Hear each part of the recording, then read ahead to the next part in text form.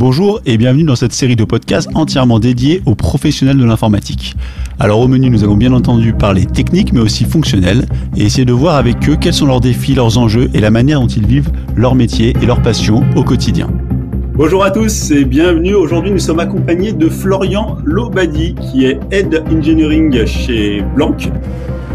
When I decided to hack you, whoever's in control of the exit nodes is also in control of the traffic, which makes me... Blank, pour ceux qui ne la connaissent pas, mais je laisserai évidemment Florian la présenter, c'est une nouvelle banque qui a la particularité d'avoir construit l'intégralité de son SI en serverless. Et c'est le sujet qui va nous occuper ce jour, c'est de savoir un petit peu plus comment fonctionne le serverless, comment ça a été mis en place chez Blank et participer un petit peu à cette aventure. Florian, bienvenue. Merci, bonjour. Aujourd'hui, je suis aussi accompagné d'Arthur, que pour ceux qui sont des fans du podcast connaissent déjà. Eh oui, bonjour à tous. Alors Florian, est-ce que tu peux, dans un premier temps, essayer de te présenter en une phrase et puis aussi nous présenter un petit peu Blank. Alors, donc moi je suis ingénieur, j'ai fait l'école centrale de Lyon. Ça fait 10 ans que je travaille dans l'IT. J'ai d'abord bossé dans le secteur de la banque d'investissement, en grand groupe, à Paris et New York, puis en start-up. J'ai fait un petit saut dans une start-up médicale en plein Covid sur une app de prise de rendez-vous, donc il y avait pas mal de boulot là-dessus. Ah oui. Ouais, c'était assez chargé et donc je suis arrivé début 2021 là chez Blank. D'accord. Avant de commencer un petit peu en détail sur Blank, est-ce que tu peux, alors je l'ai oublié la question que je pose toujours, me parler de ton premier projet informatique, est-ce que tu t'en souviens encore? Alors ouais, ça remonte en école d'ingénieur. C'était pour une entreprise qui travaille dans le médical, donc qui faisait un bracelet pour détecter la chute des personnes âgées en milieu médicalisé. Et donc on avait des informations provenant d'un gyroscope et d'un accéléromètre. On a mis au point un petit moteur de calcul en C++ pour déclencher une alarme quand il y avait une chute, quoi. D'accord. Ça remonte à un moment quand même, mais. Alors le C++, ça reste d'actualité. On a parlé des statistiques il y a pas longtemps, ça reste un langage pas du tout périmé. Clairement. Par contre, c'était pas la même façon de déployer à l'époque qu'aujourd'hui, quoi. Non, clairement. Et du coup, donc maintenant t'es chez Blank. Donc ça fait combien de temps que t'es chez Blank et que fait Blank? Alors je suis arrivé en début 2021 et donc Blank c'est le compte pro qui simplifie le quotidien des indépendants. Donc c'est-à-dire qu'un indépendant chez nous, il peut venir trouver un compte, des moyens de paiement et un ensemble de services pour faciliter toutes les tâches administratives, quoi. L'idée, c'est vraiment que les indépendants, les entrepreneurs soient focus sur leur cœur de métier et libérés de cette charge mentale qui est l'administration, quoi. Donc, en gros, il ouvre un compte en 5 minutes chez nous, il peut faire ses devis, ses factures, déclarer son URSSAF, qui soit dit en passage, on est les seuls à proposer cette fonctionnalité sur le marché. Il trouve des conseils, un service client 7 jours sur 7, des assurances, enfin voilà, tout ce qu'il faut pour gérer son entreprise, quoi. Donc on peut considérer que c'est un peu une néobanque mais orientée pour les indépendants. Alors ouais, le terme néobanque, on n'a pas vraiment le droit de s'appeler néobanque d'un point de vue réglementaire, mais ouais, l'idée c'est vraiment c'est de se voir comme ça. Enfin, on peut le comprendre comme ça. Ok. Et du coup, date de lancement du produit? Alors elle a été lancée en février dernier, donc il y a un peu plus d'un an, et voilà, et le développement avant ça, peut-être qu'on va en reparler après, mais en tout cas ça a pris un an pour sortir le projet, quoi. Donc sortir. Ouais. Et donc partir en serverless. Moi je trouve ça me scotche parce qu'en plus dans le milieu bancaire, pour avoir un petit peu traîné ma jeunesse un peu là-bas, c'est pas le milieu qu'on associe le plus facilement possible au serverless, quoi. Bah c'est vrai que c'est un choix assez audacieux, quand on va en parler pas mal après, mais ouais, ça s'est fait assez naturellement finalement parce que ça répond à vraiment beaucoup de critères d'un point de vue technique. Il y a nous on est full hosté chez AWS et la quantité de services qui est disponible chez eux est juste faramineuse, et tout ce qui tourne autour du serverless propose des performances qui sont vraiment qui sont exceptionnelles, quoi. Donc ah bah ça c'est sûr, nous on en parle souvent de cette partie cloud, ça a vraiment été ça a vraiment été une révolution, quoi. Et et du coup en termes de stack technologique, avant de rentrer un petit peu dans le détail, vous êtes quoi? Vous êtes tout en Node.js, qu'est-ce que vous avez choisi? On a deux produits déjà. On a un site web et une application mobile. Donc sur la partie front, on a pour le site, on a du Next.js qui nous permet de faire entre autres du server-side rendering. Sur la partie donc Next, pour ceux qui connaissent pas, c'est un framework de React. Et sur la partie mobile, on utilise du React Native. Donc pareil, du React. Donc le point commun de côté front, c'est que les deux fonctionnent avec du React, et donc les développeurs front font du mobile et du web de façon indifférente. Ils switchent de l'un à l'autre. Donc ça, c'est sympa. Ouais, c'est l'avantage d'avoir une stack unifiée c'est ça, basée sur du React, quoi.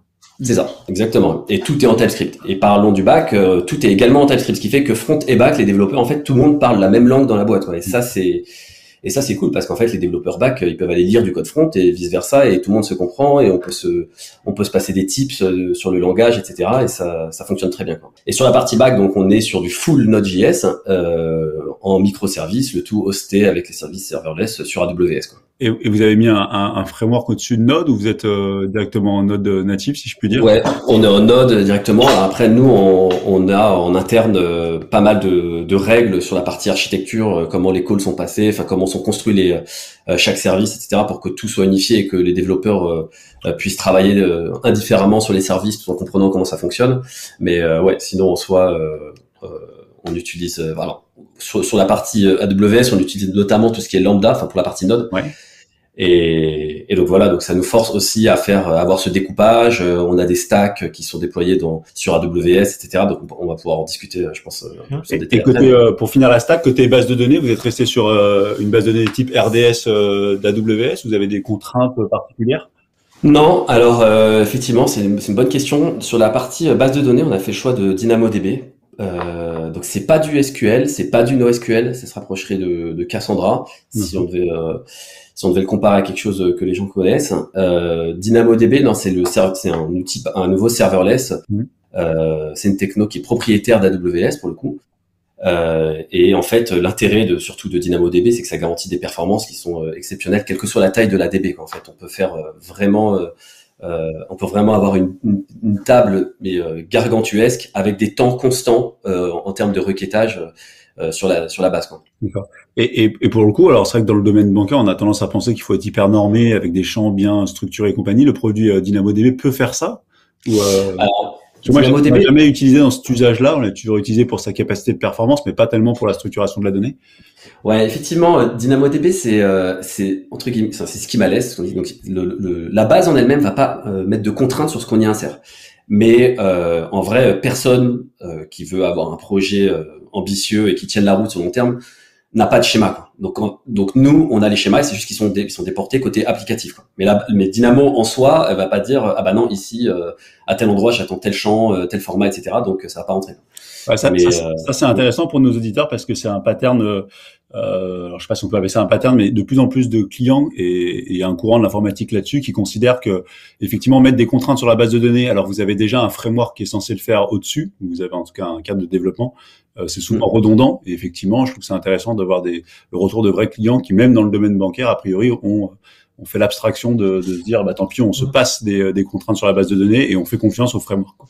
Ouais, exactement. Et alors sur DynamoDB, ça va même encore plus loin parce qu'il y a tout les architectes chez AWS, ils prônent ce qu'on appelle le single design table ou single table design, je sais plus dans quel ordre, mais l'idée c'est vraiment d'avoir sur un service une table et on peut construire la table de telle façon qu'on ait une seule table pour contenir vraiment une grosse quantité d'objets, quoi. Et donc après il y a tout un système d'indexage qui est vraiment très différent de ce qu'on peut retrouver sur du SQL ou sur du NoSQL, qui est propre à DynamoDB. Et à partir du moment où on utilise bien la primary key et on construit bien cette table, on peut faire des choses assez exceptionnelles. La seule chose qui est vraiment différente, enfin, l'une des choses qui est vraiment différente, c'est la façon dont on va construire la table. En DynamoDB, il faut se demander comment on va accéder à la table pour savoir comment on va la construire. Alors que c'est pas le cas en SQL ou en NoSQL. Vraiment là, c'est le schéma mental à voir, c'est comment est-ce que je vais requêter ma donnée et à ce moment-là, on peut construire une table qui va être vraiment très performante. Ouais, c'est ça, c'est la lecture, c'est le read qui est plus important que le write dans la manière de penser la table. Exactement, parce qu'on a beaucoup plus de lecture que d'écriture, quoi. Ouais, bah en vrai, c'est dans ce pattern où on a plus de lecture que d'écriture, c'est malheureusement dans 90% des cas. Et en fait, les tables sont souvent pensées pour l'écriture. Effectivement, c'est intéressant. On fait un petit saut en arrière. Pourquoi le choix du serverless, surtout quand on est un organisme un peu de néobanque, comme on a pu le voir? Comment c'est venu? Qui c'est qui a l'initiative de cette idée? Ouais, je vais juste repréciser un truc sur le terme serverless parce que serverless c'est effectivement un paradigme, ce dont on parle, mais c'est aussi le nom d'un framework dans le serverless en fait. Et nous, chez Blanc, on utilise le framework serverless pour faire du serverless. Ah. Donc quand je parle du framework serverless, ouais, je me suis beaucoup renseigné sur serverless là, et c'est vraiment, enfin, plus j'en apprends, mieux c'est, je trouve. okay.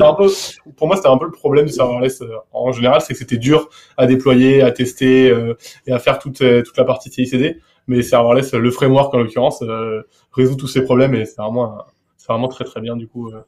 Exactement. Alors, du coup, le framework serverless, on aurait pu utiliser du Terraform, du CDK, du SAM, enfin d'autres frameworks qui permettent de faire la même chose, si je puis dire.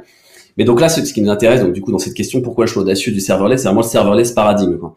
Et nous, ce qui nous intéressait, c'est principalement les 4 critères qui caractérisent le serverless, à savoir, comme son nom entre guillemets l'indique, c'est pas qu'il n'y a pas de serveur, mais c'est qu'on n'a pas les soucis du management du serveur. On n'a pas de mémoire à louer, on n'a pas de CPU à gérer, on n'a pas ce genre de considération au niveau de la machine physique. On n'a pas ces soucis-là. Le deuxième critère, c'est tout ce qui est sur la partie scalabilité. Donc le truc, si demain on a soudainement un pic de charge, et en fait les lambda, API Gateway, DynamoDB, tout ça, ça peut encaisser ça les yeux fermés. Donc ça scale automatiquement. Alors la scalabilité est implicite. Quand on prend un serverless, on n'est pas censé s'occuper de la scalabilité. Exactement, c'est by design. On sait qu'on est couvert sur ce truc-là. Ensuite, on a le fait que ce soit hautement disponible. Nous, tous nos outils, en fait, ils sont redondés dans différentes zones de disponibilité, ce qu'on appelle Shadowbase. Et derrière, on peut aussi le redonder sur différentes régions. Si on se dit que demain il y a une région qui tombe, on pourrait très bien redéployer tout ça ultra rapidement dans une autre région. Et les bases de données sont backupées nativement, elles sont chiffrées, etc. Donc il y a vraiment, on a tout un tas de features qui viennent avec ces fonctionnalités serverless by design, quoi. Et le dernier point, c'est sur le fait que on paye pas si on n'utilise pas la ressource. Une lambda, si elle n'est pas contactée, si on n'a pas de trafic, en fait elle existe juste pas, quoi. Il y a pas et donc on paye pas pour une machine, ce qui serait le cas si on faisait tourner tout ça sur des EC2 dans un cluster Kubernetes, dans un ECS, dans un EKS, enfin tous ces services là dans lesquels vivent des instances de containers. En fait, le container qui est du trafic ou pas, il est là et il y a son CPU qui est là, et sa mémoire, et donc faut payer pour ça, quoi. Et du coup, est-ce que vous avez poussé l'exercice parce que là, un gros avantage du serverless que moi j'explique aux clients, c'est qu'ils peuvent même calculer le coût du SI presque par client, puisque finalement c'est qu'un ensemble de requêtes à un instant T. Est-ce que vous êtes allé jusqu'à chiffrer ça ou alors oui, effectivement, on suit le pricing assez proche. Il y a pas mal d'outils. Il y a le service billing, bien sûr, chez AWS. Il y a Cost Explorer. Il y a un tas d'insights qui permettent de savoir exactement combien chaque service nous coûte. Et effectivement, on pourrait savoir par client, par requête, etc. La tarification que ça représente. Ouais. Et vous aviez fait une prédiction avant ou vous étiez en mode on verra combien ça coûte et on paiera. Dans un démarrage de projet en serverless, ça coûte forcément moins cher que en partant avec des machines physiques, enfin que ce soit des machines physiques qui soient on-premise ou dans le cloud, peu importe. Sauf si vous mettez tout sur un serveur vraiment sans redondance, compagnie, par conception, oui. Ouais, mais en fait là le gros intérêt, c'est qu'encore une fois, on revient sur les 4 points, quoi. D'un coup, en faisant l'effort de prendre quelques services serverless, on a le highly available, highly scalable, on a tout ce qui va avec, quoi. Et en termes de coût, ce qui est pas mal, enfin ce qui est très bien avec le serverless, c'est que si on connaît pas, pour un trafic qui n'est pas prédictible, le serverless comme il autoscale, c'est très adapté, quoi. Par contre, si le trafic est prédictible, ça peut devenir une vraie considération en fonction des use cases, mais de se dire, en fait, peut-être qu'il me faut un autre schéma que du serverless, quoi. Parce que derrière, mettre un EC2 dans un autoscaling group, on peut le prévoir, on peut faire un tas de choses aussi au niveau EC2, au niveau d'un cluster Kubernetes. Pour du Fargate, tout ce qu'on veut, on peut faire plein de choses. Ouais, pour anticiper une charge. Si on se dit c'est Black Friday, mince, il va y avoir du monde, il y a aussi beaucoup de choses qui permettent d'anticiper cette charge avec sur des EC2 et alors EC2 pour ceux qui ne le savent pas, c'est l'unité de calcul chez AWS. Il faut le comprendre comme étant de la ressource physique de calcul type VM, type ce que vous voulez, quoi. Mais c'est plus bas dans la couche d'abstraction qu'on peut avoir. C'est ça, exactement. Ouais, c'est un service assez vieux chez AWS, mais effectivement, donc après sur un EC2, on peut faire tourner un tas de choses. Et donc ouais, c'est ça. En fonction des use cases, en fait, le serverless peut être plus ou moins pertinent. En l'occurrence, dans notre cas, ça l'était fortement, quoi.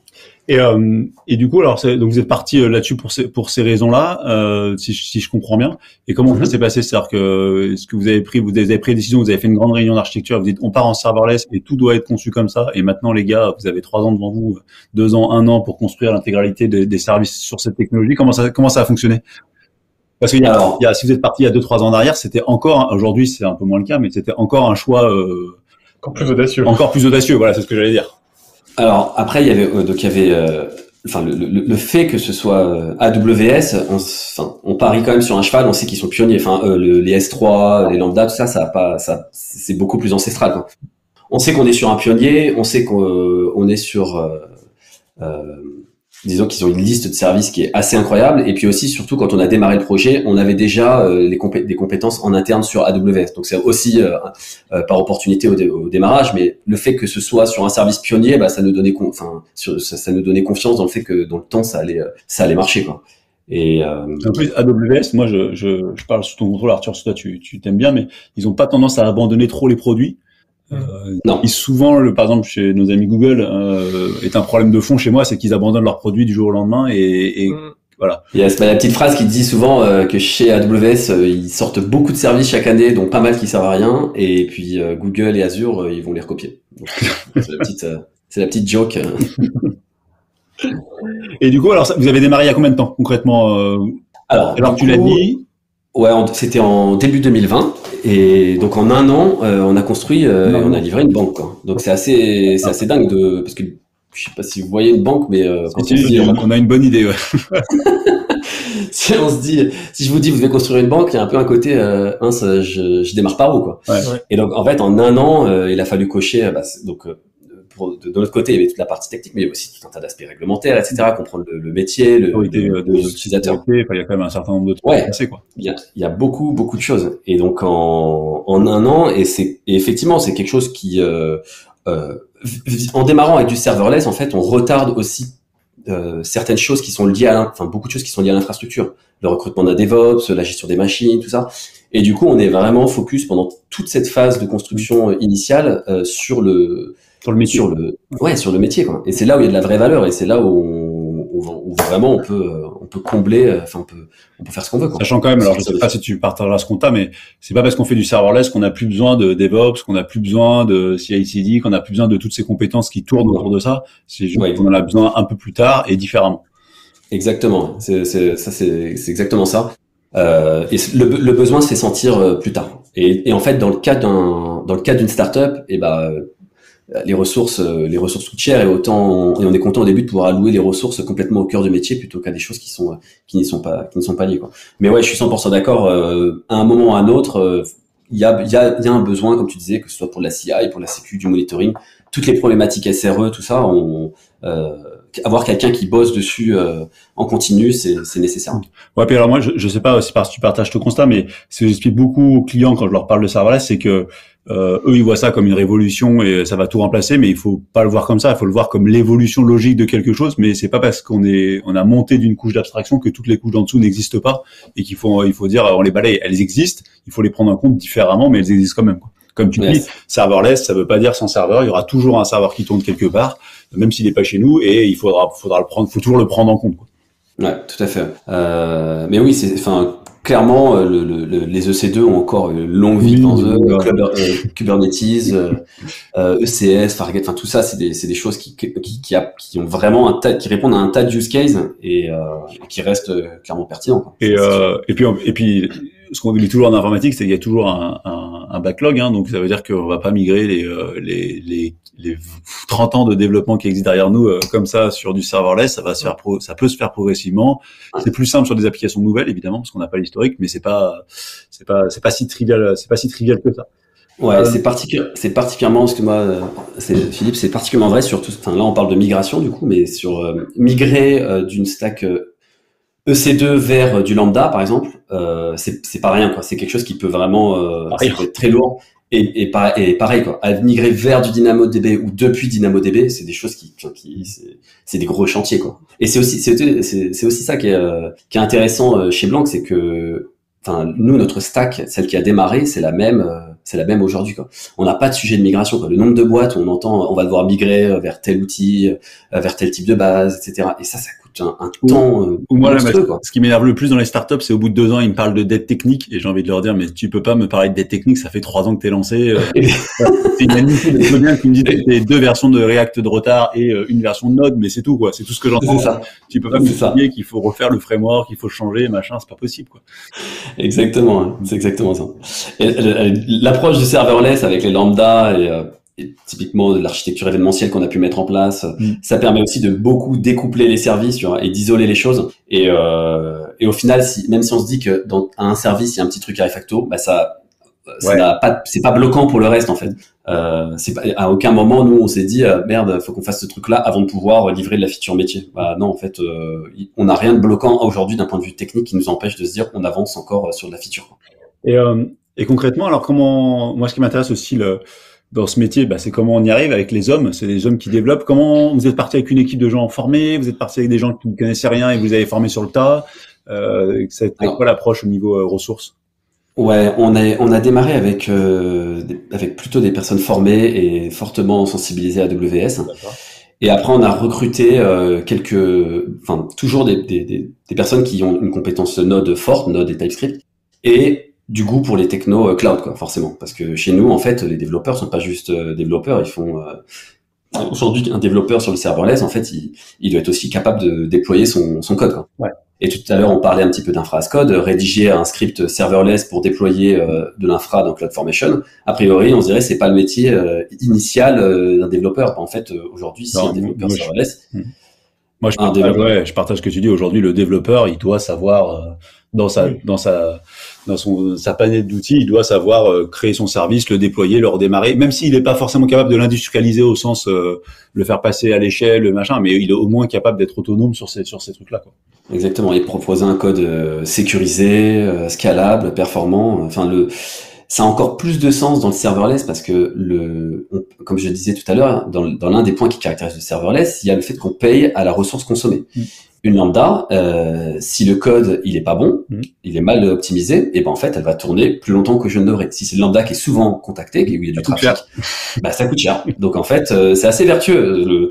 Il faut développer de façon performante parce que sinon les coûts c'est immédiat, quoi. Ouais, c'est prohibitif. Ouais, moi c'est un des grands sujets que j'expliquais encore il y a pas longtemps en interne, c'est que l'optimisation va redevenir un sujet avec le serverless, ce qui n'était pas le cas avant, parce qu'avant le batch, il tournait la nuit, il mettait 4 heures, on s'en foutait, quoi, parce que le serveur était là, il faisait rien, donc autant l'utiliser. Là, dans une dynamique événementielle serverless, même le petit batch tout pourri qu'on faisait à 4 heures du matin, il va falloir qu'il soit pensé, optimisé pour, quoi.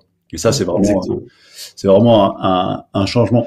Moi, j'ai une question pour le niveau méthode de travail. Comment ça se passait? Vous aviez genre un architecte qui s'occupait de penser les services en amont, et ensuite vos devs les faisaient un par un, ou est-ce que c'est les devs qui pouvaient proposer des services, se dire ok là moi je verrais bien un couplage de ce niveau-là? Comment vous avez fait pour un peu orchestrer tout ça? Ouais, alors effectivement chez AWS c'est l'un des gros sujets. Il y a tellement de services que à une problématique métier, il faut savoir lesquels choisir, lesquels sélectionner, etc. Ça peut être fait de 10 façons différentes, donc c'est quoi, c'est une personne, etc. Et donc en fait oui, il y avait initialement le schéma classique pour construire un API en serverless, c'est API Gateway, Lambda et derrière une base de données. Nous en l'occurrence c'est du DynamoDB.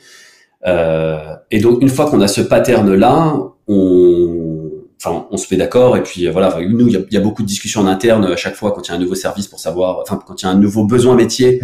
D'un point de vue design, est-ce qu'on va mettre, est-ce qu'il faut faire ça de façon asynchrone avec de l'événementiel? Est-ce qu'il faut que SNS déclenche un événement? L'événement, est-ce qu'il faut qu'on le stocke dans une queue SQS ou alors est-ce qu'on met SQS juste derrière? Voilà, donc en fait, Amazon, la liste des services nous propose des briques d'un puzzle qui sont assemblés entre nous et qui sont assemblés en fonction du use case. Et ça, la façon dont on organise ça, effectivement, c'est des discussions en interne qu'on a, on fait des ateliers, des petits workshops, on a un besoin, on en discute et voilà, on tranche. Mais ça fait pas. Effectivement, il faut que les développeurs aient cette compétence AWS. Et aujourd'hui, pour revenir juste sur le sujet du recrutement, nous, on a jusqu'à présent beaucoup privilégié des personnes qui avaient déjà aussi de l'expérience sur AWS et qui ont le regard sur et déjà des idées sur comment construire quelque chose de propre en serverless, quoi. Et en termes de formation, vous avez une stratégie de formation interne là maintenant où vous êtes suffisamment compétent ou vous allez encore chercher des formations sur le marché? Alors, sur la partie formation, enfin, la beauté du secteur, c'est que ça évolue en continu, quoi. Donc, en fait, nous, sur les formations, chez Blanc, on a des comptes formation. Déjà, les développeurs en interne, il y a 200 € par mois qui sont alloués par développeur et qui sont cumulables et qui peuvent être utilisés pour une certification AWS, pour n'importe quel type de formation, quoi. Pas forcément CPF, etc., quoi. Vraiment tout type de formation pour se mettre à jour sur la techno. On a aussi des points tech en interne, c'est ce qu'on appelle des points tech, c'est-à-dire que une fois par semaine, on se retrouve ensemble et on se partage un pattern, une techno qu'on a vue, quelque chose qui mérite d'être partagé à l'équipe. Et après, on va aussi aux conférences AWS. Enfin voilà, on se maintient. Summit. Comment? Les AWS Summit. Exactement, ouais, celui de Paris. Pourquoi pas ceux qui sont à l'étranger aussi. Là, il y a vraiment, si dans l'équipe, il y en a qui sont motivés pour aller à Berlin ou je ne sais où pour suivre tel ou tel summit en lien, que ce soit front ou back d'ailleurs, en lien avec notre stack technique, c'est avec grand plaisir pour que. Vous êtes combien dans la partie technique Alors oui, dans la partie technique, on est 20 développeurs là, et au total sur la boîte, on est 45. D'accord. Donc ouais. Donc ça commence ça commence à faire une belle équipe, quoi. Ouais, ça fait En tout cas, à partir d'une vingtaine de personnes, moi j'ai souvenir quand on commence à être 20, il faut commencer à manager, quoi. Ouais. Il faut commencer à manager la formation, alors qu'avant on peut être juste une petite équipe de tête brûlée dans un coin. Il y a un moment où il faut basquer, il faut prendre le cliquet d'après et de commencer à travailler en équipe. C'est ça. Moi j'aimerais qu'on sorte un petit peu des sentiers battus et que tu me dises en toute honnêteté c'est quoi les vrais points négatifs du serverless? Parce que on est autour de la table, on n'a que des convaincus. Moi, je suis convaincu, Arthur est convaincu, mais en vrai, si tu peux nous donner ton vrai retour d'expérience, c'est-à-dire les trucs qui sont casse-pieds, les trucs qui t'ont vraiment saoulé et les limites que toi tu vois, même si c'est pas forcément des limites infranchissables, mais les limites que tu peux qu'en interne vous voyez vraiment chez Blanc, que ça soit au niveau même du service de Lambda AWS ou au niveau de la conception serverless. Comment Non, les limites, par exemple, si je prends le service Lambda, qui est quand même vraiment le petit bijou du serverless, il y a plusieurs limites. Il y a la limite sur le temps, on a ce qu'on appelle le cold start, c'est-à-dire qu'une Lambda, quand elle se lance, elle est montée dans un container et pour ça, elle charge le code et donc il y a un peu de temps. Donc déjà, ça, si on s'est tourné le même endpoint sur un cluster Kubernetes ou whatever, j'aurais pas ce temps-là. On parle de quelques dizaines, centaines de millisecondes. Ça va dépendre de la taille du code à charger aussi. Mais ça peut être pénible dans certains cas d'usage. Ça peut être pénible dans certains cas d'usage. La vertu de tout ça, c'est que ça incite aussi à faire du code, encore une fois, qui est bien packagé, quoi, qui est pas où on n'embarque pas des librairies qui servent à rien, etc. Parce qu'encore une fois, ça a un impact direct parce que ça c'est payant. Le code start, si il met une seconde. Il y a un temps de calcul, quoi. Donc. Ouais. Donc ça, ce serait par exemple une limite. Après, il y a plein de choses pour limiter cet effet-là, quoi.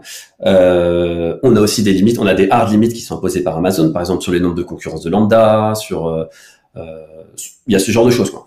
Il y a toujours le sujet du pricing qui revient en fait après aussi. Ça peut être si le trafic reste imprévisible, c'est intéressant, mais dans le cas d'un trafic prévisible, ça pourrait alléger fortement la facture de basculer sur une infra type Kubernetes, quoi, clairement. Ouais. Donc il y a quand même ce sujet de facturation. On peut pas le demander. Ouais, surtout en milieu startup où les budgets, on prête quand même de l'attention au budget, etc. Donc il faut, c'est un sujet. Alors nous, on surveille pas ça comme le lait sur le feu, mais c'est un sujet sur lequel on veut quand même. Ouais, on est vigilant. On veut maîtriser nos coûts. Après, il faut sur du serverless, les coûts restent quand même. Quand ils sont maîtrisés, ils peuvent être faibles et le coût qu'on peut passer à vouloir les réduire, ça peut finalement coûter plus cher que le temps à passer pour le réduire. Dès qu'on fait travailler d'ingénieur, ça coûte cher, quoi. C'est ça. Il faut être certain que ça fasse gagner des coûts. Exactement. Et moi, j'avais une question. Est-ce que chez Blanc, vous avez besoin de vous interconnecter avec d'autres organismes, je sais pas, d'autres banques, d'autres, d'autres organismes publics? Et est-ce que le fait d'être dans un cloud public tel que vous l'êtes, ça a posé des problèmes? Est-ce que ça a rendu des choses difficiles? Est-ce que vous avez dû créer des VPN, des choses de connexion un peu particulières? Parce qu'aujourd'hui, tout n'est pas API. Loin de là, il y a plein de sociétés qui fonctionnent par échange de fichiers. Est-ce que ça, c'est pas une limite est-ce que ça vous a pas posé des problèmes avec une architecture qui est full serverless? Alors, je sais pas si tu vois ce que je veux dire. Ouais, je vois. Je vais te donner ma réponse. Tu me dis si c'est réponse. Oui, on est interconnecté avec beaucoup de partenaires, avec beaucoup de sociétés qui vont faire des choses on a en un an construire une banque, on est forcé de réutiliser des choses. Voilà. Je sais pas, par exemple, on va faire de la reconnaissance d'image pour reconnaître une facture, ce genre de choses. Bah tout ça, nous on va pas commencer à implémenter un modèle de machine learning pour analyser un ticket de caisse, quoi. Donc on passe par un service. Donc ouais, on va utiliser pour l'URSSAF, on va contacter l'URSSAF pour la partie bancaire, on utilise un core banking system pour. Donc on a plusieurs choses comme ça. Et effectivement après il faut sécuriser tout ce beau monde. On est chez AWS, il y a un outil qui s'appelle VPC, Virtual Private Cloud, donc il y a un petit cloud privé dans lequel on va avoir une partie exposée publiquement qu'on va pouvoir contacter, une partie exposée et une partie privée qui n'est pas directement, qui n'est pas contactable de l'extérieur, quoi, qui n'a pas d'IP public. Et donc tout ça, il faut effectivement le gérer avec nos petites mains. Effectivement, là, on déborde du cadre un peu serverless où tout est complètement clé en main. Sur ce genre de problématique, il faut un peu mettre les mains dans le cambouis, se poser des questions sur le réseau, comment le sécuriser, etc. Et sur la partie, tu vois, tu me parlais de dépôt de fichiers. L'un des avantages par exemple des lambda, encore une fois, c'est que les lambda, elles sont ultra intégrées avec les autres services AWS. C'est-à-dire que quelqu'un dépose un fichier dans un S3, je peux déclencher derrière une lambda. On met une insertion dans une base DynamoDB, je peux déclencher une lambda. J'ai un flux de streaming d'événements qui arrive dans Kinesis, je peux déclencher une lambda derrière. J'ai du SQS, je peux abonner ma lambda. Donc voilà, il y a vraiment les lambda, elles sont un peu, il y a tout qui gravite autour et finalement sur de l'événementiel, que ce soit du dépôt de fichiers, un traitement d'image qui va prendre du temps, etc. Et ben en fait derrière, une lambda peut être appelée de façon intégrée nativement, quoi, by design chez AWS, quoi. Tu vois ce que je veux dire? Ah bah clairement. Donc tous les systèmes que t'as cités là, pour ceux qui les connaissent pas, c'est tous les systèmes de queue, de messages, de topics, c'est ça. De notifications entre services. Et ça, c'est vrai que dans AWS, vous pouvez abonner votre lambda à tout un tas d'événements et quasiment tous les services d'AWS proposent des événements sur lesquels écouter. C'est ça, exactement. SNS, donc c'est le service donc ça s'appelle notification, mais en vrai c'est pas seulement pour des notifications au sens notification mobile, c'est aussi pour juste envoyer des événements.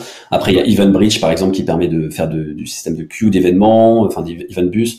Il y a SQS pour faire des files d'attente, etc. Tout ça sont des choses et tout est intégré avec les lambda, quoi. Et est-ce que du coup en termes de sécurité, comment vous fonctionnez? Alors moi j'ai plein de clients qui passent des audits parce que sur AWS c'est pas si simple de tout sécuriser. Là vous avez fait pareil, vous avez aimé l'approche, on prend un audit externe, vous avez essayé d'intégrer la compétence en interne? Ouais, alors on fait les deux en fait. On travaille avec une boîte partenaire d'AWS qui est expert sur la techno AWS. D'accord. Et qui est venu nous faire ce qu'on appelle une well architected review. On prend toute notre archi et puis c'est un formulaire qui est créé par AWS. Il y a peut-être une centaine de questions et puis on y répond en fonction de ça. On va avoir des axes d'amélioration et après du coup on dépile tout ça avec nous on a fait ça avec un cabinet partenaire et ça se passe très bien en mode accompagnement. Donc ça fait office ça prend un peu l'état de lieu et puis derrière on mène toutes les actions à faire, que ce soit d'un point de vue performance, opti, etc. Et sur la partie sécu, il y a des outils qui dans AWS nativement, il y a GuardDuty, Security Hub, il y a un tas de choses et d'outils qui permettent de monitorer d'un point de vue sécu l'infra, quoi. Moi j'aurais d'autres questions, mais alors je vais la poser, je vais te la poser parce que j'essaie de convaincre des clients là-dessus et d'avoir des réponses différentes. Ça peut toujours me donner des arguments. Est-ce que construire un SI complètement en serverless, ça devient pas complètement, en serverless et en microservices, ça devient pas le bazar au bout d'un certain temps et on s'y retrouve plus? J'ai souvent cette remarque de dire oui, tu vas découper le SI en plein de microservices, c'est super, mais après ils vont évoluer différemment et on va plus s'y retrouver, il y aura des échanges partout, j'aurais du mal à comprendre les choses.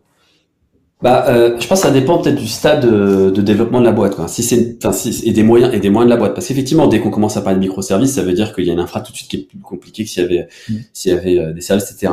Enfin, s'il y avait qu'un seul monolithe, quoi. Mais en vrai, ça dépend comment c'est fait. Et, moi, vraiment, le conseil que j'aurais pour une boîte qui démarre, c'est de démarrer avec quelqu'un de senior, quoi, en fait. Mais prendre un senior parce que le coût que ça peut représenter derrière, de devoir faire d'une mauvaise décision initiale, ça peut être phénoménal. Et non, je suis pas d'accord pour dire que ça va être le bazar, quoi. En fait, avec le serverless, avec les lambda, avec le découpage en stack technique que AWS propose, c'est plutôt vertueux, en fait, je trouve, moi, cette approche, quoi. Ça force à vraiment avoir des fonctions qui font du single responsibility, peu de couplage, donc. Et du coup, vous êtes mis des standards de dev en interne, c'est-à-dire que tous les microservices doivent être sur la même stack technologique et la même version, Parce que le problème, c'est qu'on le connaît. Moi, je l'ai déjà vu plein de fois. C'est que le problème du serverless, l'une des possibilités du serverless, c'est de faire plein de microservices dans des technos différentes et puis de tout faire héberger par des lambda. Mais en fait, les gens qui font ça, très rapidement, c'est compliqué parce que même si c'est interopérable, c'est plus dur. Les développeurs, ils les passent pas de l'un à l'autre. Est-ce que vous êtes donné des règles en interne, des best practices de code? Comment ça fonctionne? Ouais, alors effectivement, on peut faire tourner différents runtime sur les lambda. Par exemple, on peut faire du Python, on peut faire du Node, on peut faire, je sais plus, hein, il y a toute une liste. Chez nous, c'est full Node. Clairement, on n'en changera pas. Et sur la partie construction des services, on a les fonctions, on a les lambda, donc les handlers, ce qu'on appelle, d'un point de vue code.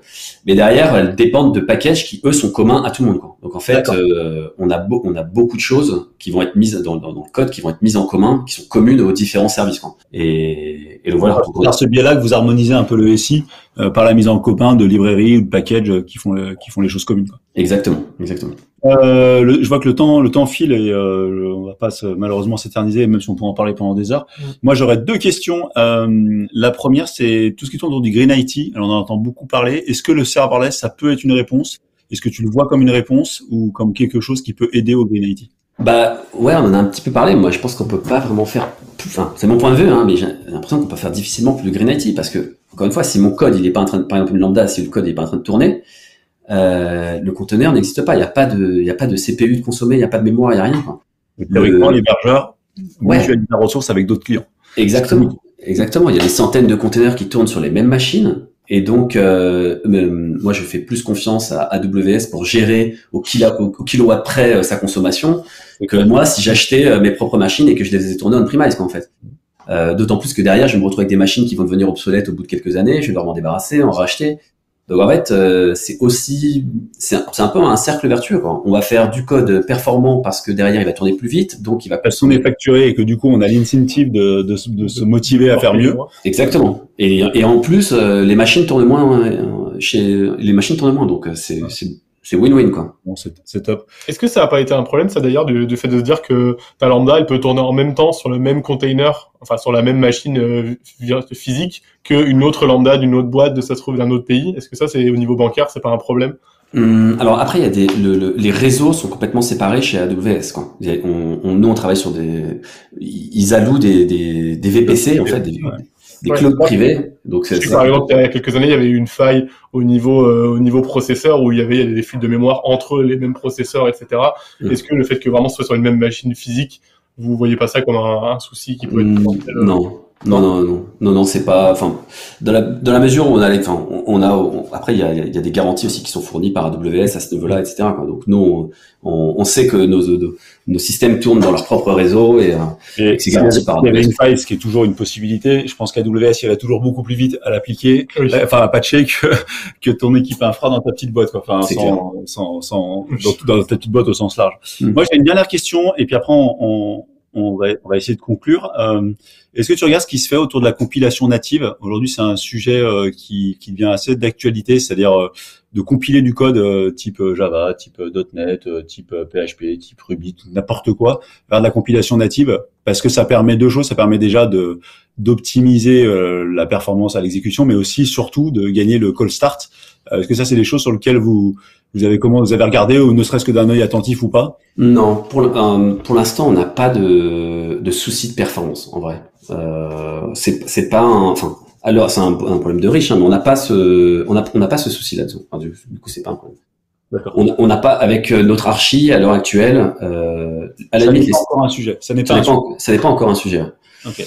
Peut-être que ça sera jamais, tant mieux si c'est bien codé. Je te le souhaite. Ok. On va essayer de conclure. Moi, je pose toujours une question à la fin de chacune des interviews parce que je suis encore un petit garçon qui rêve de l'informatique. Est-ce que tu as encore un rêve de projet informatique ou un rêve de technologie que tu aimerais voir émerger dans les prochaines années, qui soit pas forcément en lien avec Blanc, hein, de manière générale, un rêve en informatique? J'ai pas vraiment un rêve, il y a pas quelque chose qui me fasse, où la nuit je me fais rêver, mais disons que idéalement pour moi, le projet informatique sur lequel je bosse, c'est avec une stack techno qui me plaît forcément, mais surtout qui me permet de dormir tranquillement, quoi. Je veux que niveau sécurité, ce soit couvert, niveau scalabilité, ce soit couvert, tous ceux dont on a parlé, que qu'à aucun moment je puisse me poser ces problèmes-là et que je sois focus sur les utilisateurs et uniquement les utilisateurs et leurs besoins, quoi. Sérénité. La sérénité en informatique. C'est ça, exactement. C'est ça le projet idéal. Je sais pas, avec le serverless peut-être. Avec le serverless, peut-être qu'on va enfin devenir serein en informatique. Donc, c'est beau. Merci Florian. Est-ce que tu as un mot de la fin peut-être? Bah écoutez, je vous invite tous. À pas recruter, non, je vous invite à vraiment jeter un œil. S'il y en a qui connaissent pas le serverless, que ce soit chez AWS ou d'autres cloud providers, hein, je sais pas, on a beaucoup parlé d'AWS parce que nous c'est notre stack technique, mais je vous invite vraiment. Faut quand même objectivement le dire, ils sont en avance, Ouais. même si aujourd'hui sur les Azure Functions et compagnie, petit à petit ils rattrapent. Surtout sur le serverless, je trouve. sur le Parce serverless, que Azure, je trouve, ils sont bons au niveau, tout ce qui est, comment ça s'appelle, application. Tous les app services et tout ça. Les app services, ils sont bons. très bons, mais je trouve au niveau serverless, AWS a vraiment, Ils sont devant, quoi. ils sont vraiment devant. C'est clair. Donc du coup, le mot de la fin, j'ai vraiment envie de dire happy coding et profiter de ces services-là. Ça fait plaisir de voir un enthousiasme parce que t'en Ouais, penses. c'est vrai que là, Tu vois pas le serverless comme une source potentielle de problèmes, c'est agréable. Merci Florian, et on mettra dans la description les liens vers les différents blancs, le framework serverless dont on a parlé, et puis les différents liens qui nous viendraient à l'esprit ici là. Est-ce qu'on peut se permettre de rediriger les gens qui ont des questions sur pas des questions sur le serverless parce que t'es pas un service après-vente, mais des gens qui s'intéressent, on leur donnera le lien de tableau LinkedIn s'il y a des gens. Pas de souci. Et puis il y a des gens qui veulent participer à l'aventure de Blanc, et qu'ils n'hésitent pas. Avec grand plaisir. Florian. Merci. Merci Arthur, merci Philippe.